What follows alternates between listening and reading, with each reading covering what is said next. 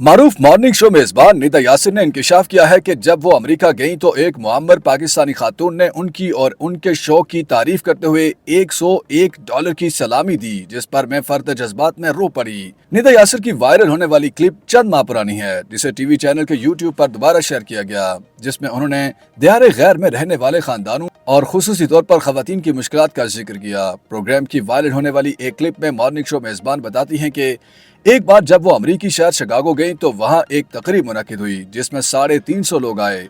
TV मेजबान के मुताबिक प्रोग्राम में शरीक एक बुजुर्ग खातून उनके पास आईं और उनके शो और उनकी तारीफें की और कहा कि वो बिल्कुल अकेली हैं, वो उनका शो देखकर खुश होती हैं, उनके पास उनके शो देखने के अलावा कोई साथी नहीं। निदा यासिर ने अब्दिदा होते हुए बताया कि बुजुर्ग खातून ने उन्हें दुआएं दी और साथ ही उन्हें $101 की सलामी भी दी।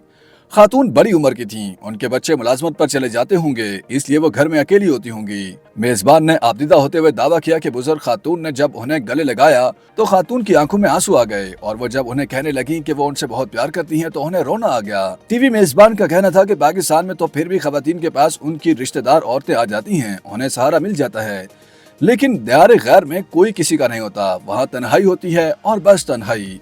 वहाँ उनके शो को देखा जाता है और खुसूसी तौर पर बुजुर्ग खवातीन उन्हें दुआएं देती हैं। निदा यासिर का कहना था कि अमेरिका जाकर जब उन्होंने बुजुर्ग खवातीन को रोते हुए देखा और अपने शो की तारीफें करते सुना तो उन्हें अपने मॉर्निंग शो की कदर हुई और उन्हें रोना भी आ गया।